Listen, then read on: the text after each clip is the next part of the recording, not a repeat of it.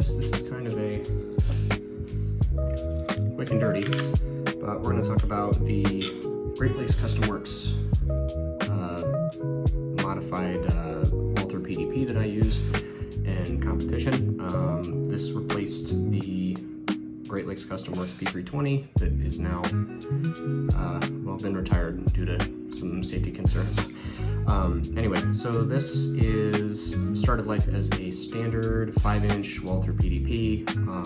That obviously a lot of things have changed on it now, but it wasn't a match grade anything, no steel frame. It's a standard PDP full size 5-inch, so it's not one of the compact grips. But some of the changes that I made to it, I'll try to keep it fairly quick. The biggest change, or big changes, would be this is a fully enclosed Romeo 2 from 6 Hour. It's a 6 MOA dot, and I really love these things. They're very durable, and I first fell in love with the Romeo 1 Pros and never had any durability issues with them. So the Romeo 2 to me was just a slightly better emitter with a lot more durability with the extra shroud. But standard backup sights, I haven't changed these out. I just painted black because I don't want to look at the white dots when I'm shooting. So change those out. Past that, obviously the grip is very important. I love changing grips and making them a lot more tacky. The PDPs are pretty good from the factory, but I've noticed under really sweaty conditions and stuff, it doesn't bite the hand as well as it should. Especially like if you don't run them with chalk. I have issues because I have wet hands in the summer and I just can't do it. So this is a medium profile on the sides and then aggressive on the front. And then the back strap was changed out from the stock weird like gummy polymer rubbery back strap that Walther uses. I don't like it because it compresses too much in my hand. So I added some mass and I put a Taylor Freelance, 4-ounce brass backstrap on this, and actually has pretty solid checkering on it. Adds a ton of weight into the actual grip of the pistol, which is one thing that you kind of have to fix with the PDPs. I think that you need to add a good amount of weight to them to kind of really get them to start to sing with the recoil impulse. So, and one other thing as well, which is the respringing the PDPs as well. But past that, so we did a grip profile by Great Lakes Custom Works. He did a medium on the side and a aggressive on the front. And this is his, I believe, is a superior package. So the other things he did, there's a undercut on the trigger guard, which is super nice, and removed those annoying little bumps on the side. Walther decided to shield the mag release, which you can see it's gone now, but it's like a little bump. So this bit here, there'd be extra polymer. It's really annoying, and it gives me just like a weird blister kind of on my finger, and I don't like it. So we had those sanded off and then finished, and that's really helped. It still has a stock trigger in it because I think the stock Walther PDP trigger is fantastic. I know some people that like the dynamic performance trigger, and it's good, but it isn't worth the money for me to change to it because I think this trigger's so fantastic stock anyway. So yeah, it doesn't have any crazy lightning cuts. It doesn't have all the cool match stuff in it. So that was done, and then we put 2 little thumb rests on front. So still Carry Optics compliant, but it's just a nice little texturing on the side that my thumb can really, bite into when shooting. As you can see, it just settles in right there. So that's really great. Past that, opened up magwell, because I find the Walther PDP magwells are a little bit on the thin side, and they could get a little bit bigger. It just kind of turns it into a little more bucket. And also, still Carry Optics compliant. This is a Carry Optics pistol. And that's kind of it for the externals. Obviously, there's an X300, and I put an emissary development switch on here. You can see like that. And that just allows my thumb to have a much better purchase on it. And I love this thing. I think it was $20 or something like that. And it's 3D printed, you just slip it on, which is super cool. But yeah, X300 turbo, really like these things, and you can kind of see a guide rod probably doesn't look standard because it isn't. So actually, with that being said, we're gonna break it open clear, and that's all for that. So what's going on here is this is a W74 tungsten guide rod. It's a tungsten core rod that's sleeved in stainless steel to give it a little more flexibility so it doesn't crack, because pure tungsten guide rods can do that. So that's why I did that. Adds about, I think, 3 3/4 ounces. So the back strap obviously is another 4 ounces. And then the big thing is changing from that 18 inch-pound spring, we went to a 15 inch-pound spring. That to me smooths out the recoil impulse. It's not as aggressive where it's just kind of like snapping in your hands super hard every time you shoot, especially on hotter ammo. The 15 inch-pound really kind of smooths it out in the hand, so it just tracks nicer and is a little bit more easy to work with.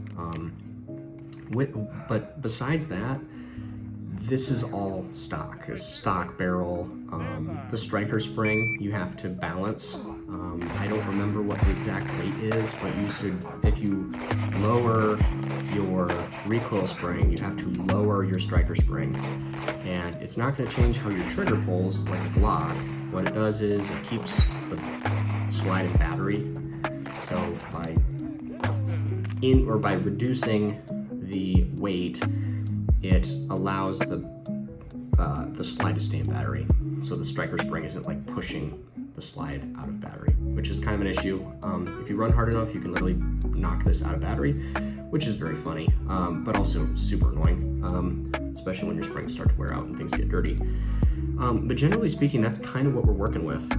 The gun itself is about 40 ounces with everything loaded, or I should say unloaded.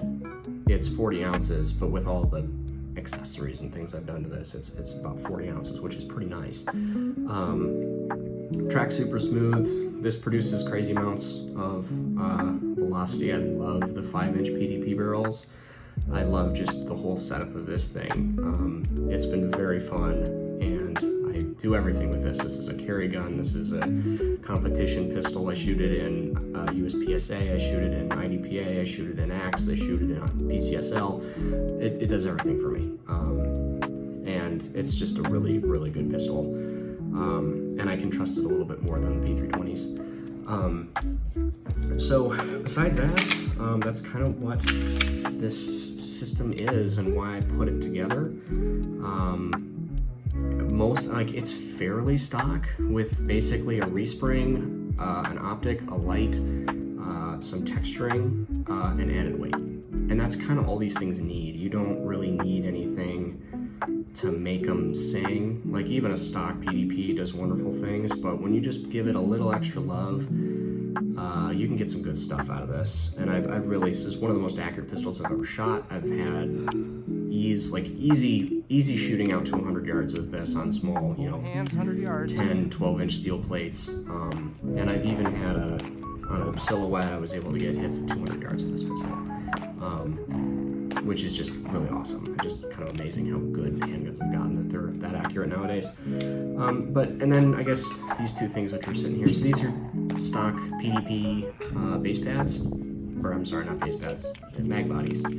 Base pads are Henning Group base pads, and it has a MBX extended capacity or increased capacity follower, and they say it's rated for 24. You can get 24 in this, however, it's more, it allows you to put 24 in the gun, as in 23 in the magazine and 1 in the chamber.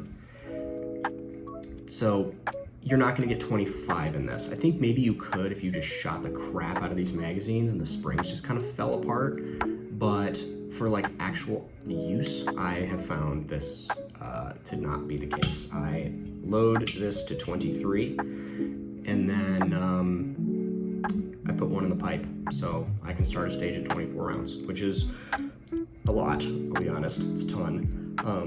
And they work really well. I've had no hiccups. I've put probably, wouldn't surprise me, few thousand, or probably 1,000 rounds per magazine, and I haven't had to clean them too much. It's a very solid lockup. It's a really, really good magazine. You can see these things are absolutely just ground to pieces.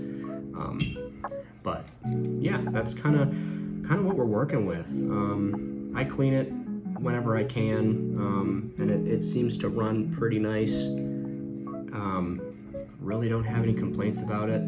Thing I learned was the respringing was kind of a little finicky to kind of get it working right, but oh, I guess one last thing. To get a Romeo 2 on a Walther PDP, you cannot do it with the Delta Point Pro plate. So this is actually a custom plate from C&H Precision, and I sent this slide and this dot together to C&H to get a custom plate done for it. I had zero issues with it. It's been extremely durable. This is a aluminum plate, so I didn't pay the whatever it was, $200 for a steel plate. Nope, I just did the standard aluminum plate, and they got it back to me relatively quickly. But I haven't had any screws move, no zero shift, absolutely nothing wrong with that at all. So this pistol really has been quite fantastic. I'm super happy with it. Great Lakes Custom Works did such a great job with it. If you have a PDP and you want to make it really grippy and just really transform the already fantastic ergonomics of the PDP to just like take it from that 9 to a 10, I would seriously drop it off with him. You can do a silicon carbide, or I really suggest actually doing a stipple and then put a thicker back strap on the back with a little more weight to it. But yeah, this thing's fantastic. Really love it. Super fast, super accurate. A little snappy on the recoil if you don't, do some things to it, kind of tune it a little bit better. But yeah, this is the coolest pistol I've ever owned, for sure. I love it dearly. So that's kind of I was gonna say quick and dirty. It's 12 minutes, so this is actually fairly long. And if you're still around, thanks for watching. But yeah, if you wanted some ideas for maybe your own pistol or something like that, or maybe you're getting into PDPs, there's a massive market out there for some really, really cool components, like ZR Tactical has their long stroke stuff, and those don't fit in this, but I would definitely take a look out there. There's a lot of really neat stuff. You can really personalize these and just kind of get them tuned to how you like them. So yeah, that's my Walther PDP.